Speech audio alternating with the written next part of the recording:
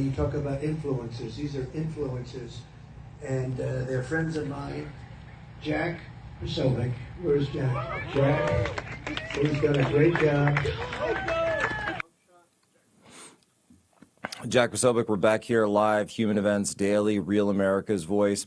Folks, I got a question. What if those who were once called conspiracy theorists turned out to be, well, right again? A new study by Korean doctors claimed that COVID vaccines raise the risk of 6 cancers, including lung, breast, and prostate.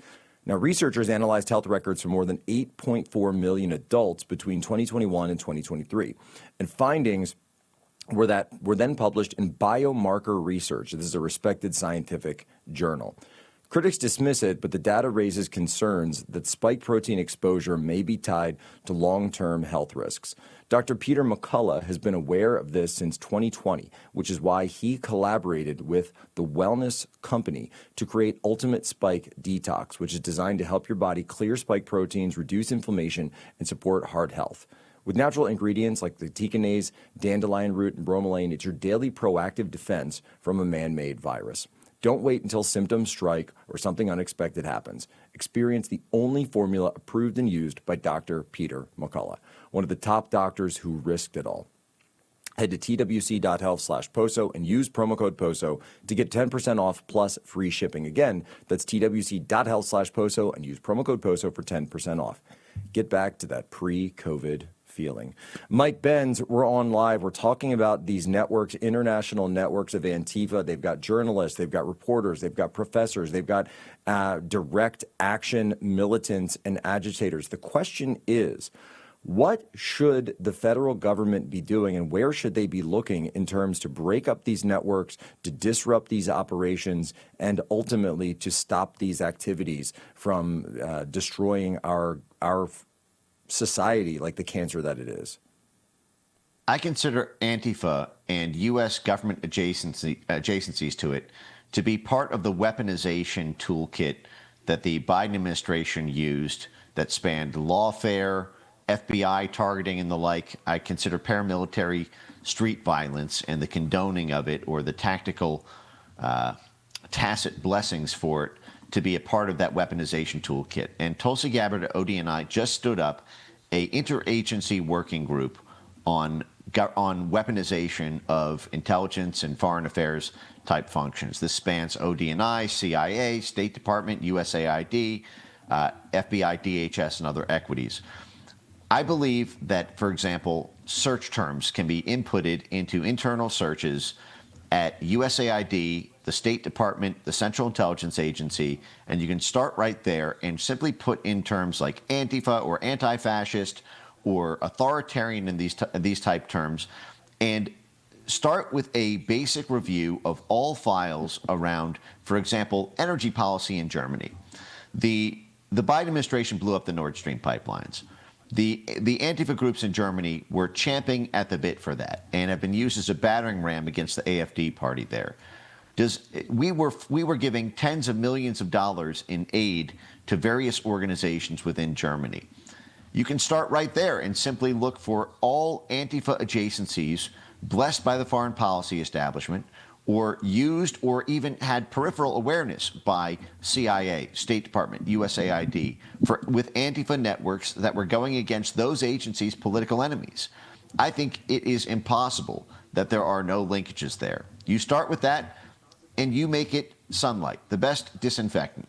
These networks rely on secrecy.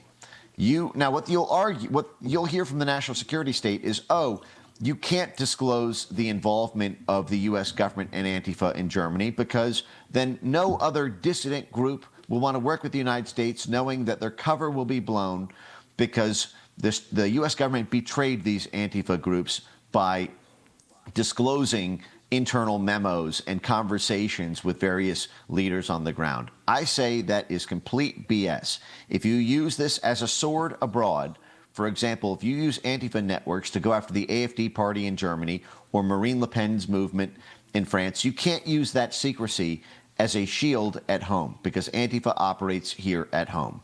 So I think it starts with taking the lid off of the den of vipers, the cage that they've been with classification, and simply exposing the snakes inside to sunlight.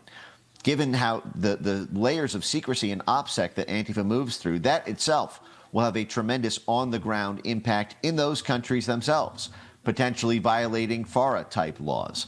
And if these were not disclosed in accordance with each country's process.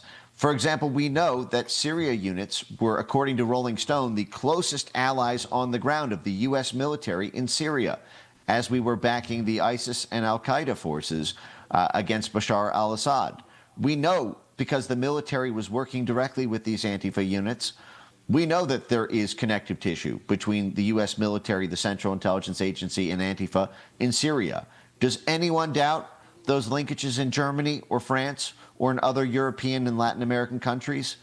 If well, you do, and Mike, by the way, those linkages that you're talking about, the foreign fighter flows that we saw traveling to YPG and other affiliates, it wasn't just American Antifa that were coming. They were sourcing them from Germany. They were sourcing them from Greece. They were using that area of northeastern Syria as a training ground for Antifa to receive battlefield experience. And in fact, I know of at least one individual who received that battlefield training and then traveled back to in 2019, then traveled back to the United States to participate in what? The Capitol Hill Autonomous Zone, where he was manning the armed barricades in CHAZ in Seattle just a year later. That's right. They go straight from targeting the CIA's enemies abroad to the CIA's political enemies here at home. That's how this international network works, and the capacity building for it moves through foundations. And this is really the layer that I think would break this whole thing open. You take a place like the Tide Center. The Tide Center, which gives the 501c3 to the Black Lives Matter Global Action Group and to many of these Antifa funding pass-throughs. The Tide Center, as I've documented, has gotten about $27 million in U.S. State Department and USAID grants for some very peculiar things, including the Tide Center getting a $2.5 million grant to, quote, secure concrete commitments from foreign governments on behalf of the U.S. State Department. And this is the group that is giving the 501c3 to a nonprofit status, the fiscal sponsor to these Antifa groups and these BLM street muscle groups in 2020. How is this foundation serving as the shadow diplomat formally for the U.S. government internationally and getting funded They need tens to of be millions fully of dollars to do it? investigated. Mike Benz, We need we're all up those against records a hard out. declassified. Declassify all of it. Benz, we'll get you in. We will do the work of digging all the way down on this like any. Please go follow Mike Benz Cyber across all platforms. Right back.